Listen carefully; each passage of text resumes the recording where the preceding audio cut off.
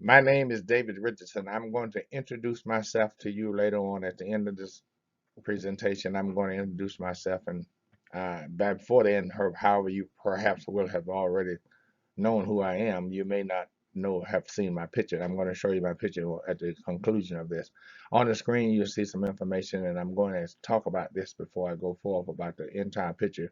And it's going to paint a picture for you, even though from this point on, we're going to be explaining something that you see. The young person that you see on the screen is the young man that I was fortunate enough to, unfortunate, depending on how you look at it, but the young man that we hired to be the pastor of the New Macedonia Baptist Church that you see up in the left-hand corner of the logo, well, we went down to West Virginia to hire this young man.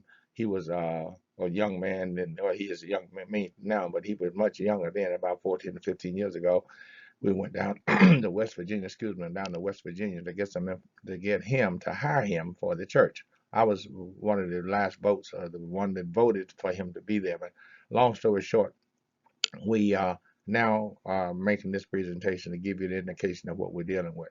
There's a song we so used to sing, since smiling faces show no traces of the evil that lurk within. And then there's a story in the Bible that I want you to, so if you don't know about it, check it out for yourself. The relationship between King Saul and David. Well, King Saul didn't have any love for David. Matter of fact, he wanted to kill David from the time that Samuel told him that God had a man after his own heart that he wanted to be king. But from that point on, King Saul developed a relationship in his heart to kill David. Now that's a story of another day.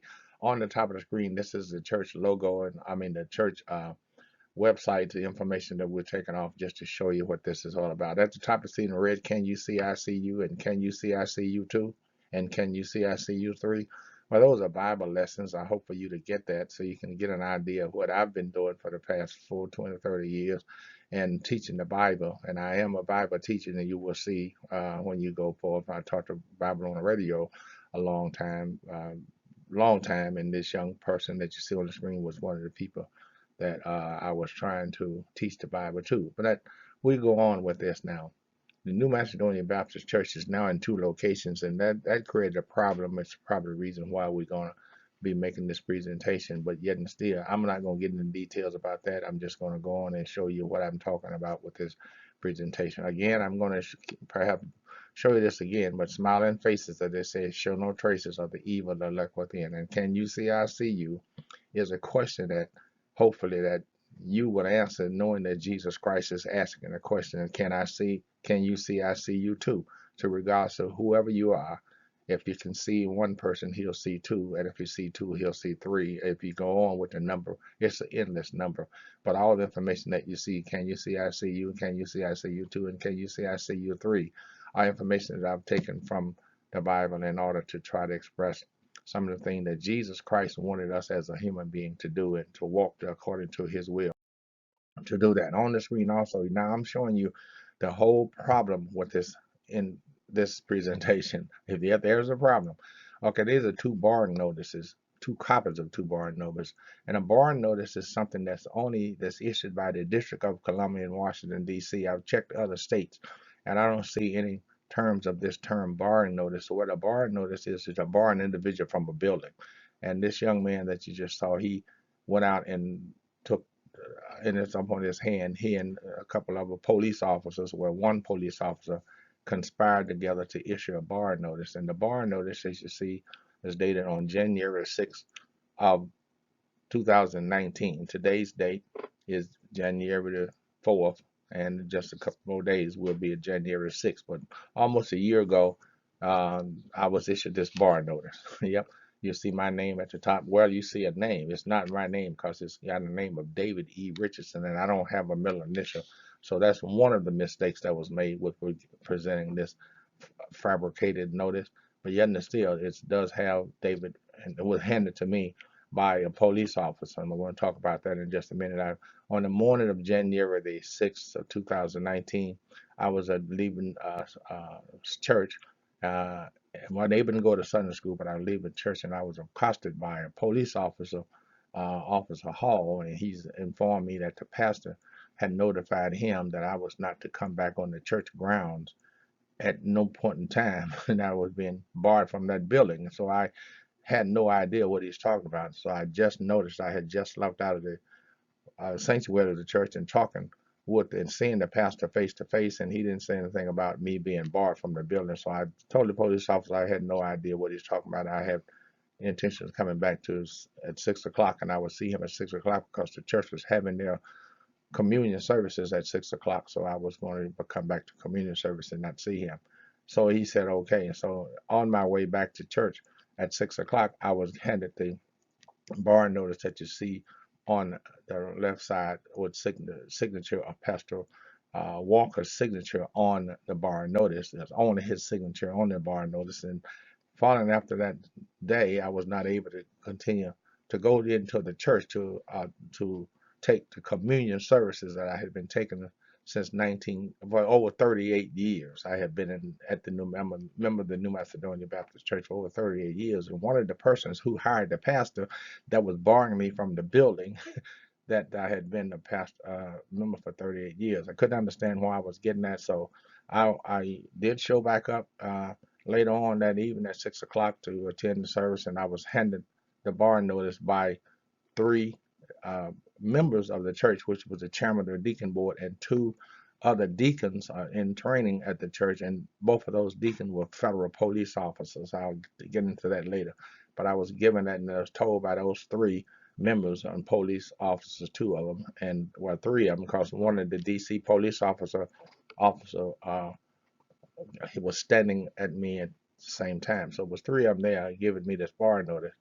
Well, actually four giving me the bar notice. The two deacons, Deacon Lee, and also the police officer, Metropolitan Police Officer, was there to issue me this bar notice. And I put both copies here to show you that there's two signatures on the one that's on the right, and only one signature on the one on the left. So the one on the right is when the crime was actually well, brought to fruition. It was committed on January the 6th, but it was covered up and tried to cover up what the crime that took place on January the 6th. The old saying I tell my grandchildren, my great grandchildren all the time, and my children is where if you tell a lie, you have to tell another lie to cover up the lie you told. You cannot tell the truth to cover up a lie. The truth will not cover up a lie. It will always come out in some kind of way. There's a saying that the truth and a lie went swimming and swimming, and a lie got out of the water before truth did and stole truth's clothes, and truth got out, and he said, before I will do it, I walk around naked, and the naked truth is what we have. And that's all I'm talking about now, is giving you the naked truth. Is that the bar notice that you see on the right side has two signatures, and both of them are dated 1/6/19. That could not have been because I was given the one on the left side on 1/6/19, but the one on the right side has two signatures, and one of them is a police officer who supposedly witnessed me getting it on 1/6. The same police officer that was standing with me, Metropolitan District of Columbia Metropolitan Police Officer, standing with me, and his badge number is 2144. He was standing with me as I was receiving the one that's on the left. So the one that's on the right was either forged by him and or the pastor on 125, because on 125 it was emailed. The one on the right was emailed to me as an attachment to an email. And we still have that email, and other people too, because we forwarded it to other people to show the crime that was committed. And we're gonna go on with this now. On the left side here, you see a blank bar notice. On the right side of this is the bar notice that I just showed you on the left side a few minutes ago that was signed by Pastor Walker. So the blank bar notice that you see here, and the blank bar and the one that you see on the right is the forgery that Pastor Walker and all of the person that was conspiring with him to do this. I'm showing you a conspiracy within an organization that it should not be, and a conspiracy should not be anywhere, but especially in an organization like the one that we're describing here, which is the church. And the church pastor and all of the uh, persons that's associated directly with it were part of the conspiracy, and then there were others that was part of the conspiracy that took part after the conspiracy was started. Now let's go on with this.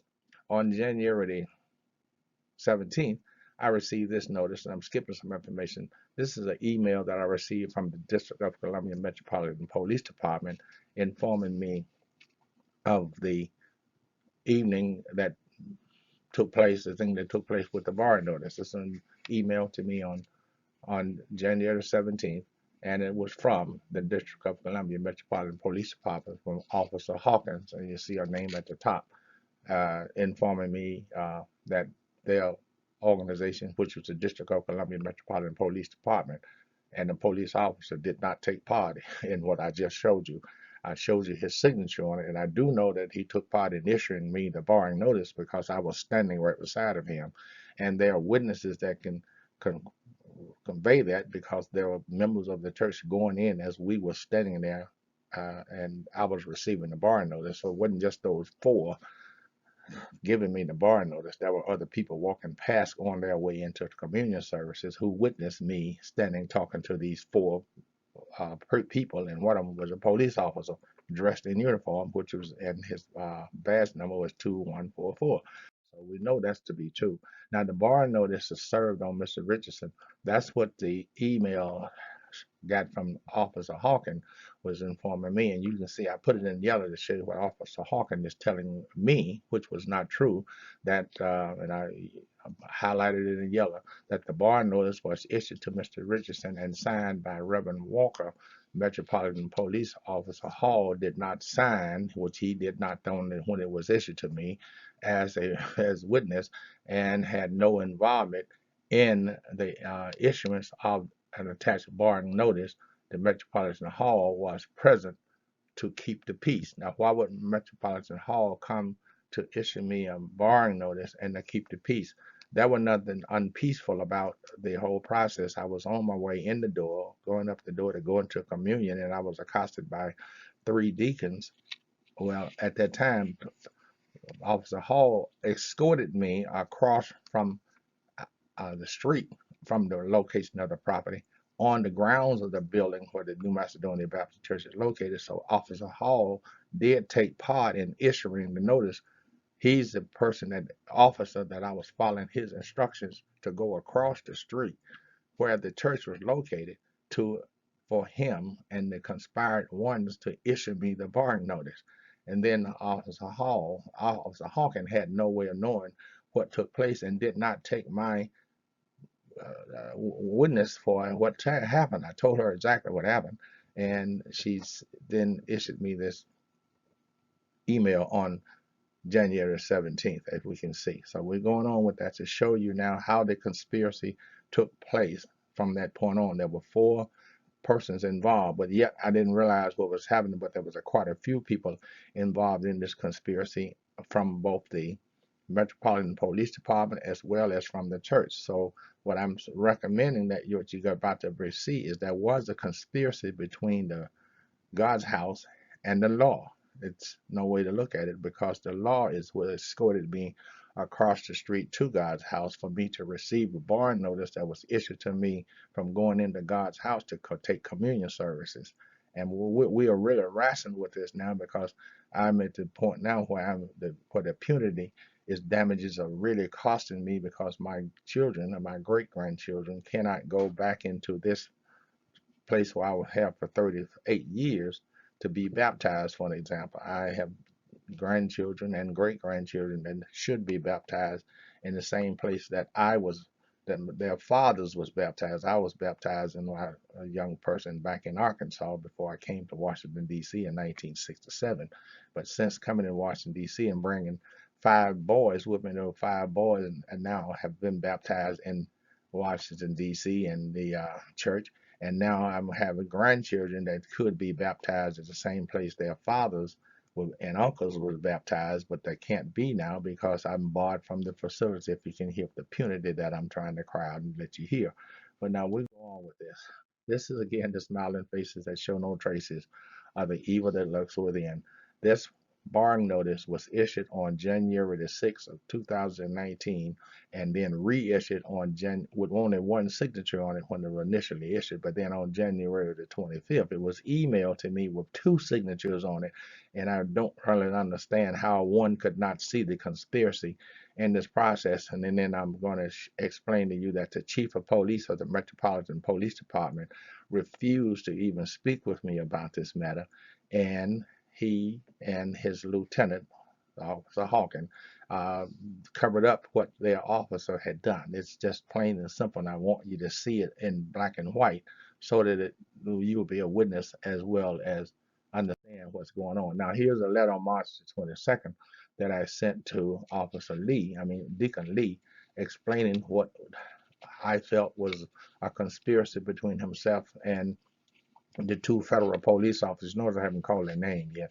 The two federal police officers who were also deacons at the New Macedonian Baptist Church, and Deacon Lee, were informing me that I would not to come back on the grounds of the church. No way, no soon, no how. And that's one of what he said to me. And I'm saying, well, wait a minute, brother. What have I done not to be able to go to communion service? I go to the church that I've been at for 38 years, and I was here when you got here, and I haven't done anything that you can, confront me. You haven't confronted me with any reason for me not to come on the grounds. He said, well, the pastor has informed us to tell you that you can't come back in the building, and here's a bar notice and barring you out, and the police officer is here to enforce you not going into the building. So when Officer Hawkins told me that her officer didn't have anything to do with it, is not true. I don't know what her officer told her, but Deacon Lee and all the other officers deacons are with him, and once we get to court, we'll explain to Officer Hawkins what actually took place, because she really doesn't know if she's only taking the word of her officer, what Officer Hall, badge number 2144. Go on with this now. This is the bottom part of the letter that I just saw, and I'm saying that was an act of conspiracy and a fraud. It was two crimes being committed at the same time, because I was being issued a fraudulent document by three people who was conspiring with the one that was signed the document for me to be issued. So I'm trying to show you in black and white what a crime really looks like in God's house, and God's house is no other than other places, because the sinner leaves the street and goes into God's house. And I got people in God's house are issuing fraudulent documents and realizing that they were conspiring to do so. On this document here, you see Officer Hall's signature here, dated January the 6th, but it was emailed on January 25th by pastor of the Church of New the Baptist Church, and I have that. Here's another letter dated March the 25th. We were writing a letter to Deacon Lee, and we're asking him some questions. So you can stop these slides if you like and read the questions and that we're asking Deacon Lee, and we have not as of yet. And today's date is January the 4th in 2020. And on the January 6th, which is Monday, will be the anniversary of the date that we were not allowed to go back into the building that we had been a member in for 38 years, and had done anything that we know of that would cause us not to be barred from the church itself. And we'll go on with this, and when the story goes, you'll be enlightened on some other things. This is how the letter continues. Yeah, it's quite long, because I was asking questions to Deacon Lee about this process of him issuing me and him being conspiring with so many people to do this as the chairman of the deacons at the church. I couldn't understand why he would take that role and conspire to do that, and with the things that took place. But nevertheless, this is a letter. You can stop the letter and read it for yourself. It is quite long, I agree. But nevertheless, I was at the church a long time. Now, in conclusion of the letter, you notice at the bottom, those are the persons who I do know that have, all with the exceptions of the FBI, have not yet sent it to the FBI. But the Metropolitan Police Department has got copies of it. Officer Hall, hopefully, if he's with the Stillwood Department, he also has copies of it. So pastors, senior pastors of the church got copies of it. The assistant pastor, Angelo Berry. Let's talk about Angelo Berry here. Angelo R. Berry is one of the key factors in this conspiracy, notwithstanding the fact that he was not outside of the building issuing the bar notice on January 6th, but he was part of the process for the whole year, because 1 year he and I are doing 1 month, that is the month of June, doing the church's prayer vigil. He and I met every morning for 30 days, and he would not allow me to pray. Matter of fact, we started to try to pray, and we were stopped by him, and all the congregations was present at the prayer service could understand why Angelo R. Berry stopped me from praying in the church, and then they found out that he was directed by the pastor not to allow me to pray. Isn't that a matter? Isn't that something that you in a place of the house of prayer, and our sole purpose for going to the church at June and at 6 o'clock in the morning in the month of June is to pray, but he wouldn't allow me to pray. So that's to give an idea of the kind of conspiracy that and he was involved in with this whole process, notwithstanding the fact that he was not outside issuing me the bargaining notice, but his name is listed here as a reciprocal of all the letters that I wrote. And the deacon ministry, the entire deacon ministry got the copy of the bar notice, and they were aware that the bar notice were illegal by now, but no one is, as of today's date, has said anything to me about that process of receiving an illegal bar notice issued by the deacons, 3 deacons in the church. And that's only to conclude that either all the deacons in the church were part of the conspiracy, or there was some in the church that were not a part of it, but are afraid to say something about it. And according to I guess the brotherhood would stick to the brotherhood, notwithstanding the fact that the 3 that issued the illegal barring notice and the fraudulent barring notice were the chairman and other deacons who had not yet been ordained as a neighbor in the brotherhood. But anyway, the mass choir got copied. The United States Voices, these are the United Voices, these are people, members of the church, and all the family members of the church. Jerome Yorkshire got a copy, Deacon Dole, and these are the 2 deacons that was a part of in the conspiracy, but you had to know about it because Deacon Dole and Deacon Yorkshire was really in some things that we're going to show you later on that we're going to come out in this matter if it ever comes out. And you'll see when the book comes out as to what they are really doing in this process and what and should not happen in nobody else in nobody else's church. On the right side of this, the letter, you'll see in the conclusion of the letter, you'll see the fraudulent doctrine. But again, I'm just keeping that reiterated to show you how Reverend Walker and Officer Hall conspired before all this took place. The conspiracy actually took place that morning of January 6th of 2019, because that's when Officer Hall accosted me on the parking lot leaving the church at 9 o'clock in the morning to tell me that the pastor had informed him that I was not to come back. And the 2 deacons that was with Deacon Lee in 6 o'clock in the evening to issue me the fraudulent and the conspired barring notice.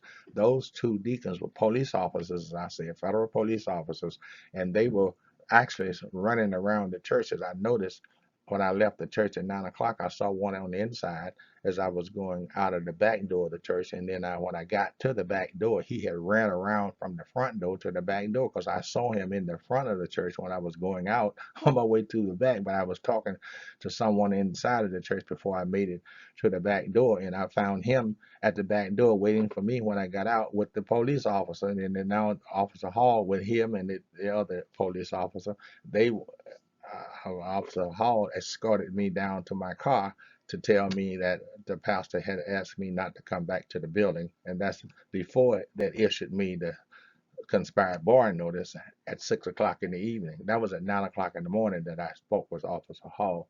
I'm going to go on with this. Now, here's a letter on April the 22nd.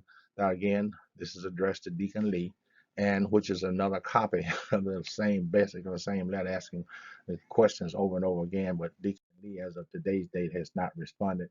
And this is the conclusion of the letter and another copy of the barring notice.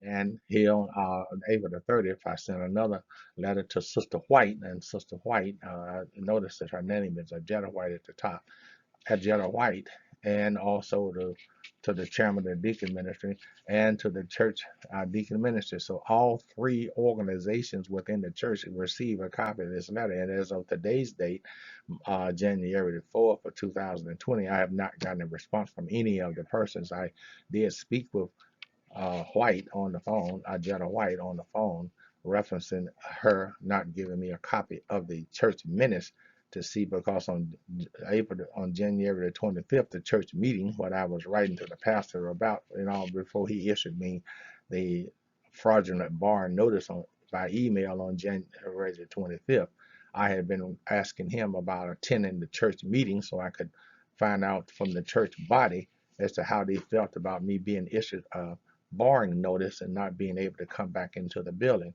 But Sister White refused to let me have a copy of the so-called minutes, which I knew she wasn't going to have because they didn't take minutes of no meetings, and I felt that I should be able to have some kind of idea as what took place at the church meeting for the deacons or the ones who voted, because they did take a vote based upon the barring notice that I had received on January 6th. On January the 25th, the church meeting, they took a vote to vote me out of the church based upon the illegal barring notice. So I couldn't understand why I could not have a copy of the minutes to see how many votes and who will, at least wouldn't tell me who, but how many votes of the persons had voted me out of the church based upon the fraudulent barring notice that Deacon Lee and Deacon Yorkshire were very much familiar with, because Deacon Yorkshire and Deacon Lee and Deacon Doyle, Cleo Doyle, were part of the process of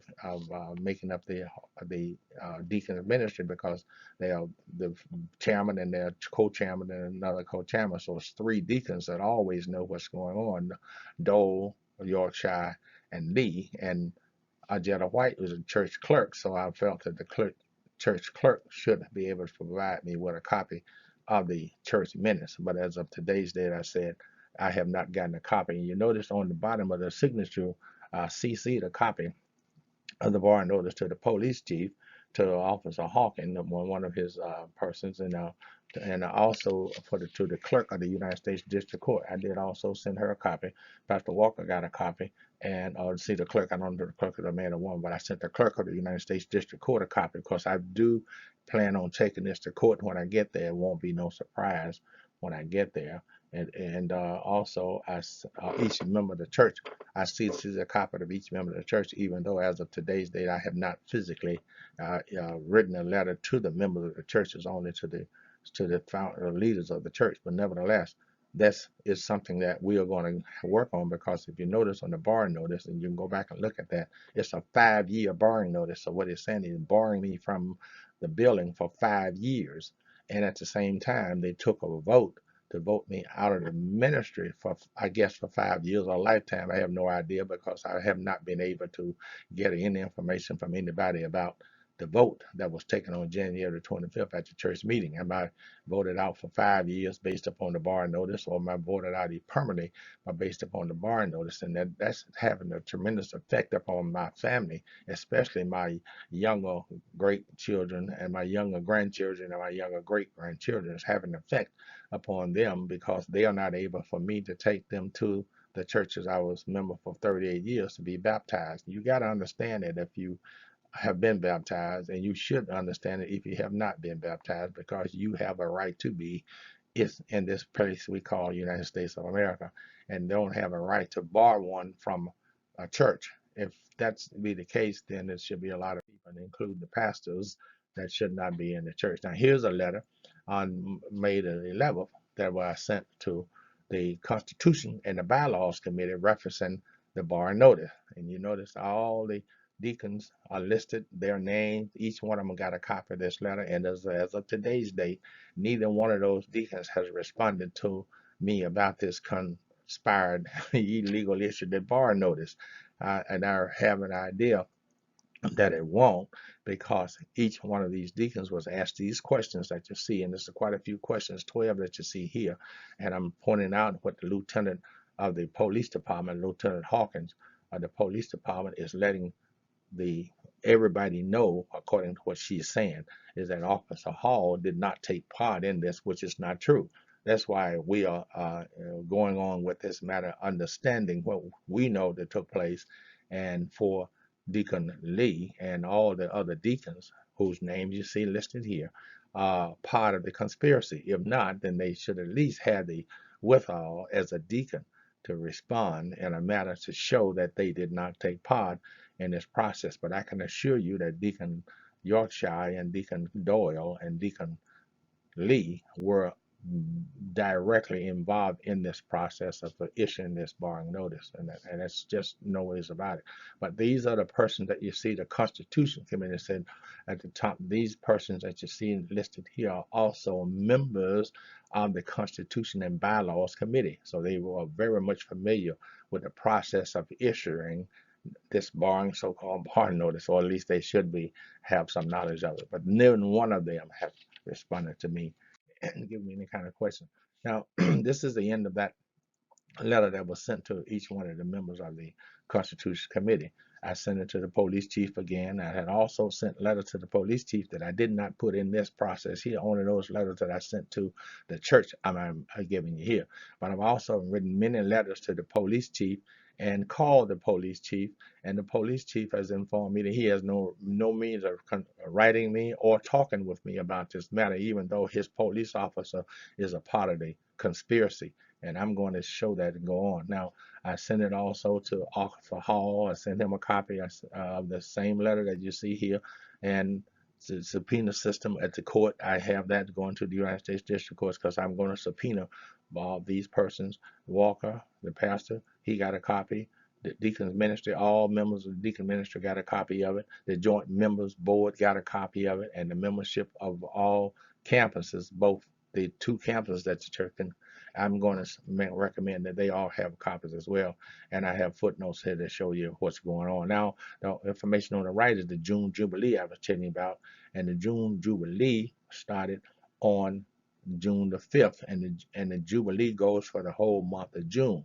Well, in June of 2019, we had the prayer vigil and the June Jubilee, but neither morning at 6 o'clock in the morning when we would meet to pray from 6 to 7, they would not allow me to pray.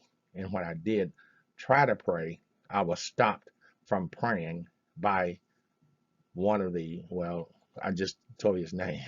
His name is, who stopped me from talking, is Angelo Arbery. He's the one that stopped me from praying at June prayer vigil in June of 2019. Okay, so now let's move on with this. I'm almost at the end of this presentation. Here's a letter that I'm going to send to the FBI. I have not mailed the letter, but I'm not going to redate the letter anymore. I've redated it twice without sending it out. I'm holding the certified mail ID that you see at the top. I'm going to send in certified mail, and it is a conspiracy between the police department, Metropolitan Police Department, and the church. That's the conspiracy. And I put the FBI in the center to show you that the FBI should be between the conspiracy between the church and the police department. That's why I'm telling you that this is a conspiracy between the law and the house of God. And all the information that I'm asking the FBI to consider is in this letter. And this is a letter that I'm going to send to the FBI. And my time, because fraud does not have a statute of limitation, my time to do this, hopefully without doing it, that's not my thing to do. I really don't want to do it, but I realize that I have a 5-year bar notice that's barring me, and I'm going to honor it, even though I know it's illegal, even though I know it's fraudulent.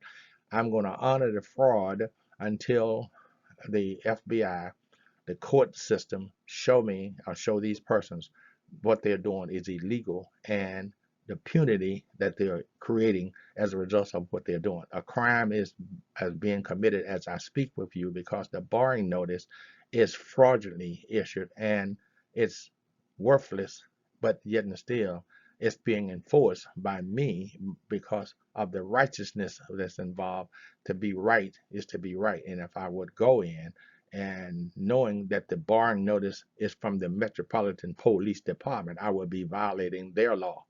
And at the same time, I'm telling them that I won't come and break the law, your law. By me not breaking your law, they won't force me to break God's law. But you should not have the authority to represent God to prevent a person in the United States from entering into God's house. That's one of the reasons why I have not gone back to the church. And here is another reason, but because it's God's responsibility to take care of this. That's why I have not gone back to him to force him to do what I know that God would not want me to do, is and to represent God in this matter. Now, in conclusion, this is the conclusion of the letter. You see how many people and the dates that they what have took place and all the enclosures of the documents that I have sent out, and you can see how many letters I've sent out. I sent a letter on February 24th to the police chief. I sent one on the 19th to the police chief. All these data that you see, the enclosures are letters that I sent to persons outside of the New Macedonia Baptist Church. And down at the bottom, you see how many people that got a copy of the information that I sent out. So this is the whole story. And the fraudulent document I put there to show you how this document is holding everything as it is. It's a fraud conducted by the pastor and the Metropolitan Police Department. And the pastor is the overseer of the church. He is the overseer of the church. So I got the pastor and the police chief, the Metropolitan Police Chief and Pastor Walker of the New Macedonia Baptist Church, if you can understand the auspices of how an organization is set up. They are the top of the organization. The police chief of the Metropolitan Police Department is very, really aware of what has taken place. And the pastor is he's the orchestrator of the whole conspiracy. And the police department is conspiring with the pastor to enforce this barring notice. No one can see that no clearer than what the picture has already painted. Now, in conclusion of this, my name, I said earlier, is David Richardson. I've been around for a couple of days. I was born in 1944, so to give you an idea that I'm not just 16 years old. I'll be 76 years old on my birthday. And I studied the Bible. I used to teach the Bible on Kathy Hughes, WL radio with the More Better Man for a long time.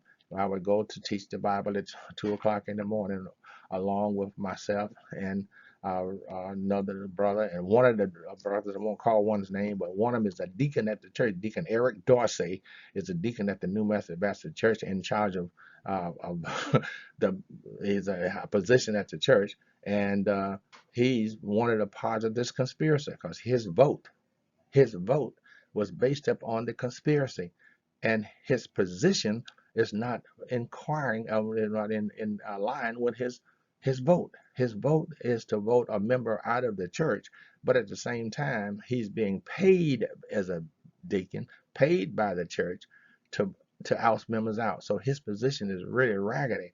And the pastor is in the well, and Deacon and Reverend Angelo Arbery, he's in the same position. He was paid by my tithes and my offering and my wife's tithes and her offering and all my members of family members' tithes and offering and all the other members of the church. And he's paid to do what he's doing to the members of the church. It's a bad position to be in. I would not want that position because can you see I see you? Can you see I see you too? And can you see I see you three? And just some of the Bible lessons that they really should adhere to. And on your right side and my left side of my picture, you'll see other Bible lessons that you perhaps want to look at to see some of the things that I've taught on the internet as well as radio. The radio stations is gone because Kathy Hughes changed the programming process, and that's no longer being taught on the radio, but we still are teaching the Bible on the internet. And I'm going to close this now. I've been this for almost 40 minutes. I want to close it out. My name again is David Richardson. I believe that 1 + 1 + 1 = 1. That is, that the Father, Son, and the Holy Spirit is one God.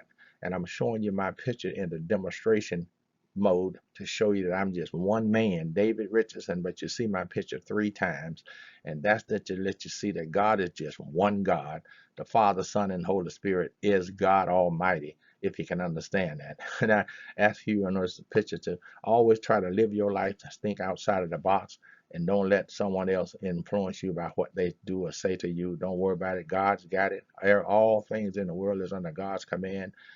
Nothing surprises him. He knew when I went down to West Virginia to hire Pastor Walker to come into the church with all the other members that went down to hire him. God knew that he was going to do what he's done.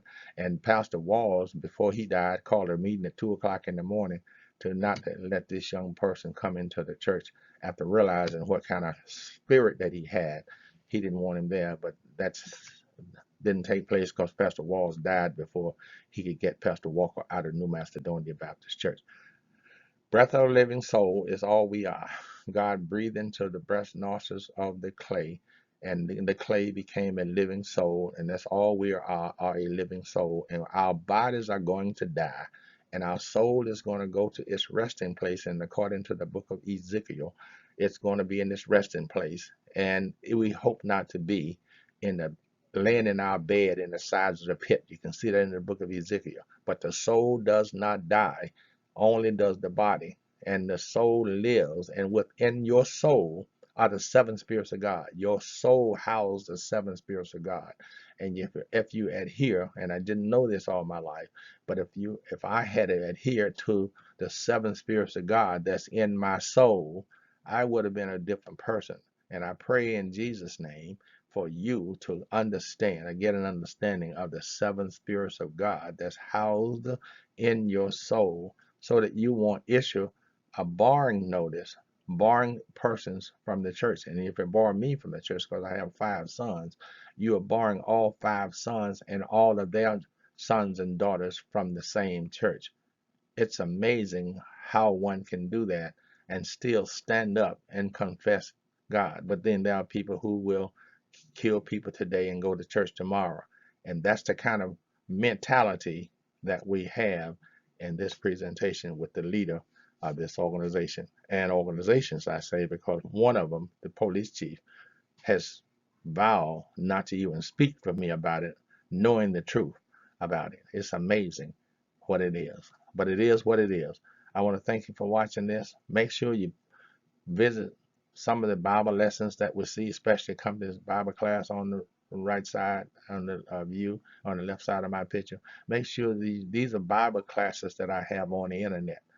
You don't have to put in the www. All you have to do is just type in whatdoyouSee.com, either .org, and visit some of the lessons. And they give an idea of what I know about the Bible and what God has shown me. And I believe, and you're going to see that in this lesson, that the revelations that we get from God are like our fingerprints.